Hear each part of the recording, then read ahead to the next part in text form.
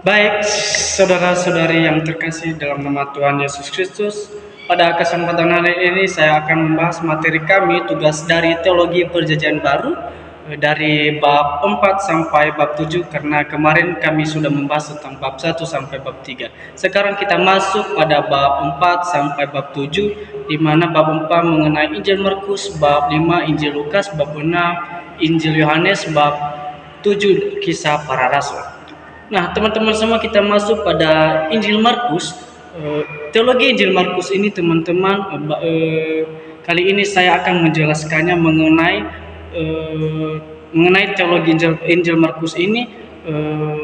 Saya akan menjelaskan secara singkat tentang pengenalannya bahwa Injil Markus ini ditulis oleh Markus sendiri sekitaran pada tahun 55 sampai 65 Masehi dengan tema Yesus adalah hamba. Kata kuncinya yaitu pelayanan. Injil Markus ini juga teman-teman merupakan kisah yang paling singkat tentang permulaan Injil tentang Yesus.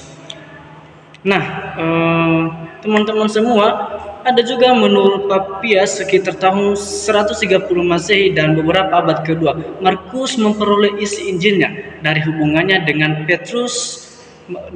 Markus menulisnya di Roma untuk orang Romawi yang percaya. Injil Markus ini mungkin adalah Injil yang pertama-tama ditulis. Dan adapun yang menjadi tujuan dari Injil Markus ini teman-teman, poin yang pertama itu untuk memperkuat dasar orang percaya di Romawi. Makanya Injil Markus ini ditulis dengan tujuan memperkuat dasar iman dalam orang percaya di Roma, dan jikalau diperlukan juga mendorong mereka untuk dengan setia menderita demi Injil dengan mengharapkan kepada mereka kehidupan, penderitaan, kematian serta kebangkitan Yesus. Nah, kemudian kita masuk pada muatan teologis Injil Markus. Di dalam muatan teologi Injil Markus ini ada beberapa poin, yaitu poin yang pertama yaitu kristologi yang ditindakkan. Artinya kristologi yang ditindakkan ini teman-teman yaitu salah satu ciri khas dari teologi Markus ini adalah apa yang disebut tentang teologi yang ditindakkan ini, yaitu bahwa mengisahkan tentang aksi atau tindakan-tindakan yang dilakukan Yesus kepada murid-muridnya. Makanya nanti terjadi kristologi yang ditindakkan. Nah, di dalam Injil Markus ini juga teman-teman mengisahkan tentang tindakan-tindakan dan aksi yang dilakukan Yesus, dan kita juga mengetahui tentang Yesus adalah anak Allah, Yesus sebagai Bapa, dengan bahasa kristologi dengan aksi dan tindakan Yesus. Yang kedua, presentasi mengenai Allah. Nah, teman-teman, presentasi mengenai Allah ini menjelaskan tentang siapa Allah itu atau diperkenalkan melalui Injil Markus yang kita dapati melalui Yesus. Melalui apa yang diucapkannya? Melalui Yesus kita kenal Allah sebagai Raja, Bapa, dan yang Maha Kuasa. Nah, teman-teman, Allah ini juga adalah Dia yang mendobrak segala penghalang yang menyembuhkan dan mengampuni dosa. Dan puncaknya juga kebaikan Allah bagi kita, yaitu Dia mengutus anaknya yang tunggal untuk misi menyelamatkan lewat tebusan melalui kematiannya.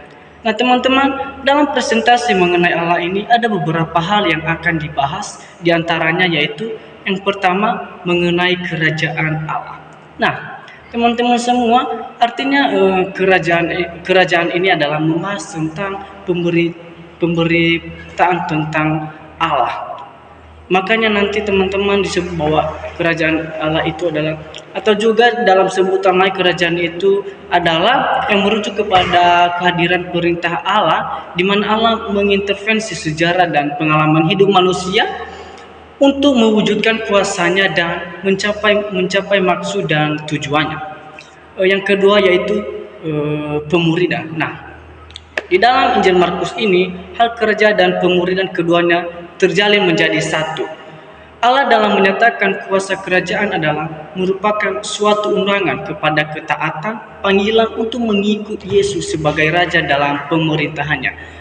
Makanya nanti juga Tuhan Yesus datang ke dunia untuk memuridkan orang-orang yang sudah percaya. Contohnya saja Tuhan memiliki atau mempunyai 12 murid. Yang ketiga yaitu misi. Sudah tentu teman-teman bahwa Yesus Kristus datang ke dunia, dia mempunyai misi itu untuk menebus dosa umat manusia, dan dia rela menderita untuk menyampaikan Injil kepada orang-orang yang belum percaya, sehingga nanti Injil tersebut dapat tersampaikan kepada orang-orang yang belum percaya. Itulah yang menjadi misi Tuhan datang ke dunia, teman-teman, dan dia inisiatif untuk datang ke dunia. Nah, poin yang terakhir atau yang keempat yaitu penebusan dan keselamatan. Nah, dalam Injil Markus, teman-teman, didesain sebagai keharusan ilahi sesuai dengan rencana Allah, walaupun membuat orang tercengang karena tidak sesuai kategori keagamaan waktu itu. Nah, teologi Markus ini juga mengenai penebusan dan keselamatan dapat dirumuskan dengan baik melalui kesaksian kepala pasukan tentara setelah penyaliban Yesus, yang mengatakan sungguh orang ini adalah anak Allah, yang terdapat dalam Markus 15 ayat 37. Nah, teman-teman semua, otomatis Tuhan datang ke dunia ini untuk menebus dan menyelamatkan manusia, yang dimana dia rela mati di atas kayu salib hanya untuk menebus dosa-dosa umat manusia. Nah, poin yang keempat dari muatan teologisnya itu eskatologis. Nah, eskatologis ini, teman-teman, di dalam Injil Markus membahas atau membahas tentang akhir zaman, di mana pemberitaan tentang kerajaan Allah itu sendiri. Teman-teman semua, sampai di sini saja yang menjadi pembahasan bab 1. Jika ada kekurangan dan kelemahan, mohon dimaafkan. Semoga materi pada bab 1 ini dapat dimengerti semua. Terima kasih. Dan sekarang kita masuk pada bab kelima, yaitu mengenai teologi Injil Lukas. Nah, teman-teman semua, sedikit saya jelaskan atau pengenalan dari Injil Lukas ini, bahwa Injil Lukas ini ditulis oleh Lukas sendiri dan merupakan kitab pertama yang dialamatkan kepada Theophilus. Dan Lukas ini adalah seorang petobat Yunani dan satu-satunya orang bukan Yahudi yang menulis sebuah kisah dalam Alkitab. Tema Injil Lukas ini yaitu Yesus adalah manusia yang ideal dengan kata kunci anak manusia. Kisah dalam Injil Lukas ini terdiri atas 2 bagian, yaitu yang pertama tentang kelahiran, kehidupan dan pelayanan, kematian, kebangkitan dan kenaikan Yesus.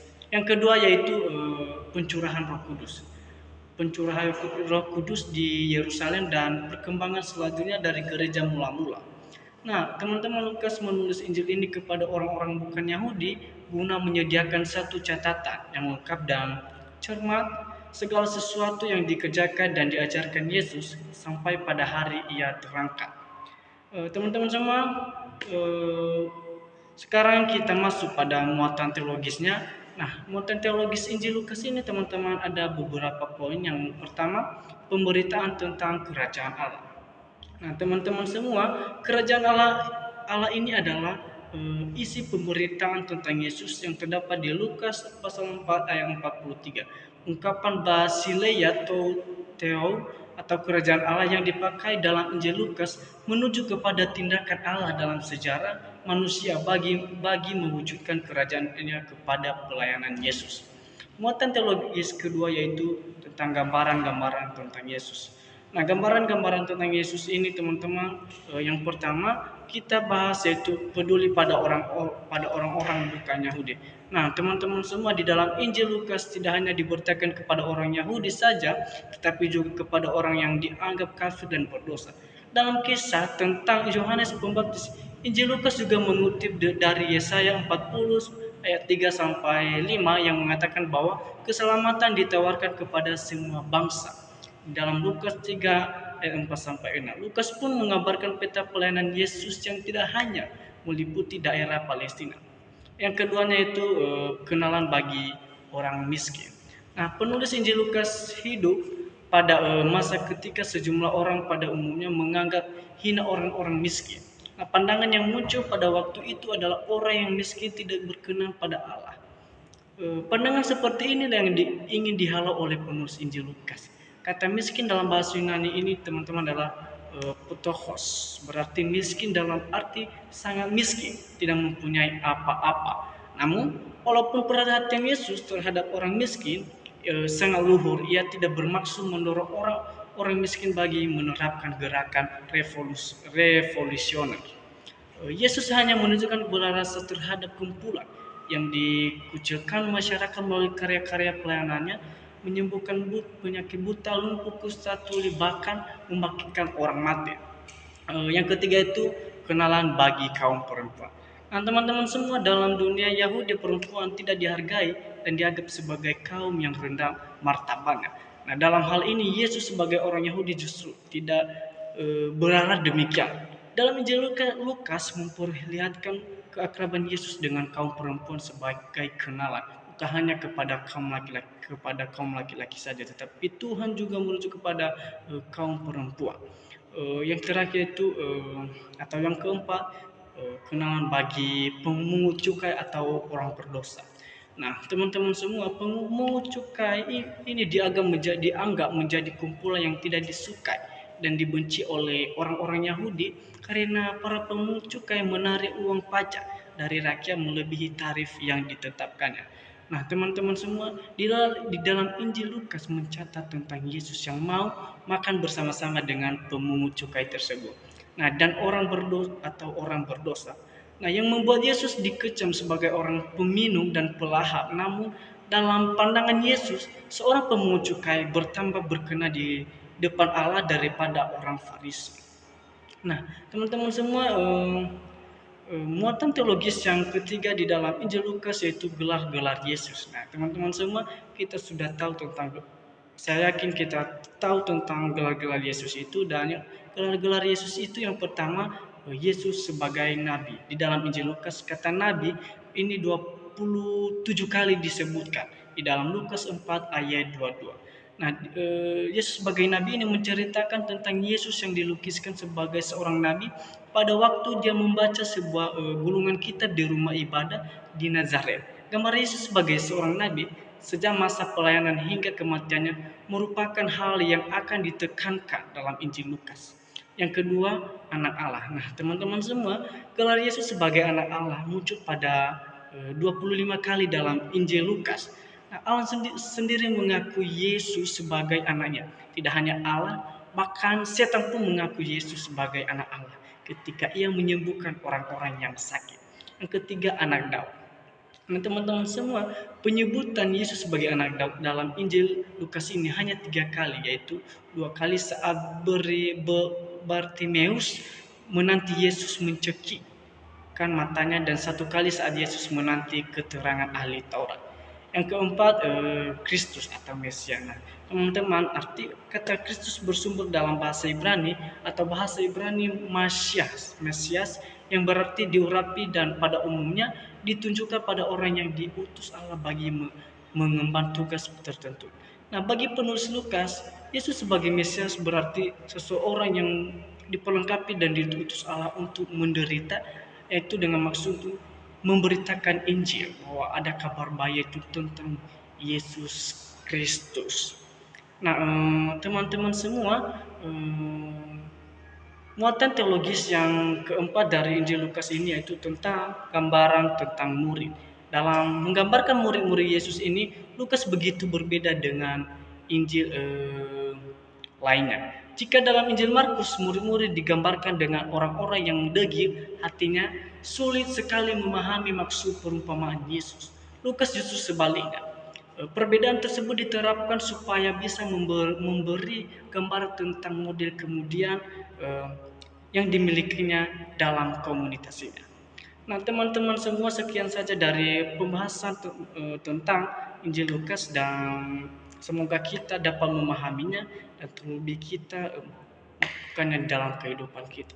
Sekian dan terima kasih. Selanjutnya saya akan menjelaskan bab 6. Baik teman-teman, sekarang kita masuk pada bab 6 yaitu tentang teologi Injil Yohanes. Nah, Injil Yohanes ini teman-teman sedikit saya jelaskan bahwa ditulis oleh Rasul Yohanes anak Zebedeus, saudaranya bernama Yakobus dan ibunya bernama Salome. Tema dari kitab Injil Yohanes yaitu tentang firman Allah yang menjadi manusia dengan kata kunci kehidupan. Kitab ini dikirim dari Efesus dan ditujukan kepada jemaat Asia Kecil. Nah, Injil Yohanes ini teman-teman adalah Injil yang paling unik dari antara keempat Injil. Mengapa? Karena Injil ini mencatat banyak hal tentang pelayanan Yesus di daerah Yudea, Yerusalem yang tidak dituliskan oleh ketiga Injil lainnya, dan menyatakan lebih sempurna rahasia tentang kepribadian Yesus. Penulis diidentifikasikan secara tidak langsung sebagai murid yang dikasihinya. Nah, menurut beberapa sumber kuno bahwa Yohanes Rasul yang sudah lanjut usianya sementara tinggal di Efesus diminta oleh para penatua di Asia untuk menulis Injil yang rohani ini untuk menyangkal suatu ajaran saat mengenai sifat kepribadian dan keilahian Yesus yang dipimpin oleh seorang Yahudi yang berpengaruh bernama Cerinthus. Kita masuk pada muatan teologis Injil Yohanes. Dalam muatan teologisnya ada beberapa poin. Yang pertama yaitu tentang logos.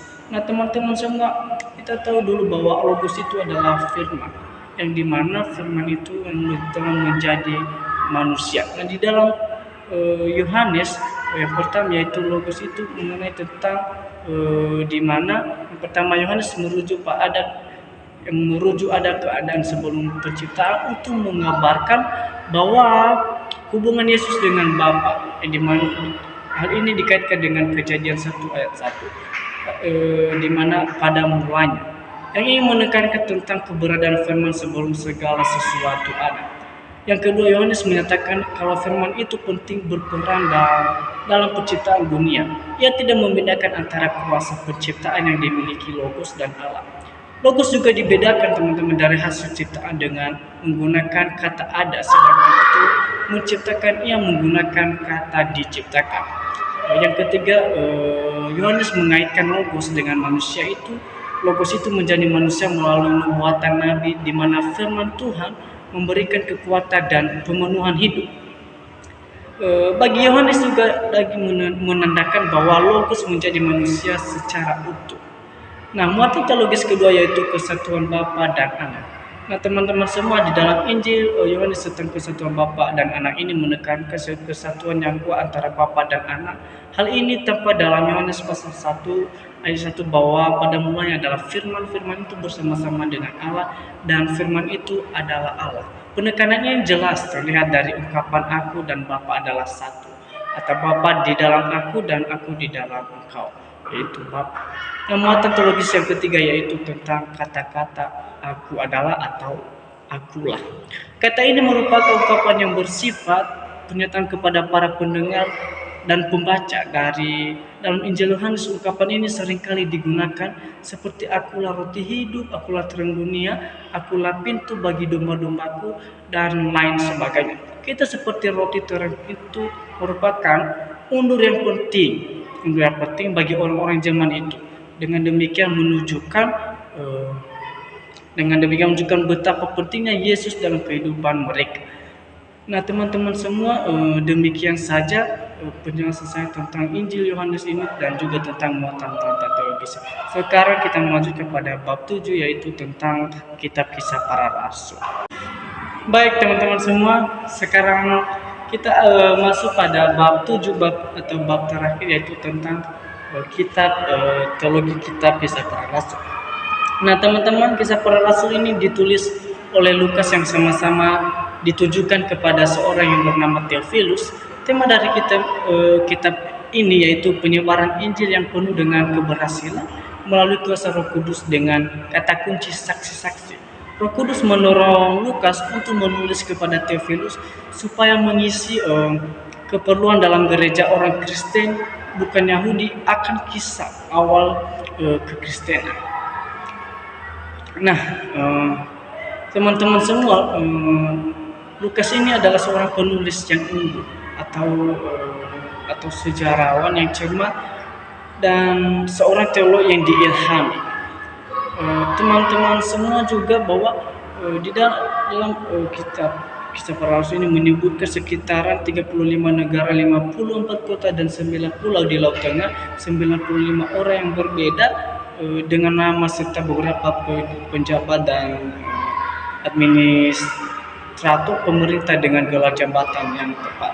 Lukas ini dengan cerdas melukiskan bahwa makna beberapa pengalaman dan peristiwa dalam tahun-tahun mula-mula gereja.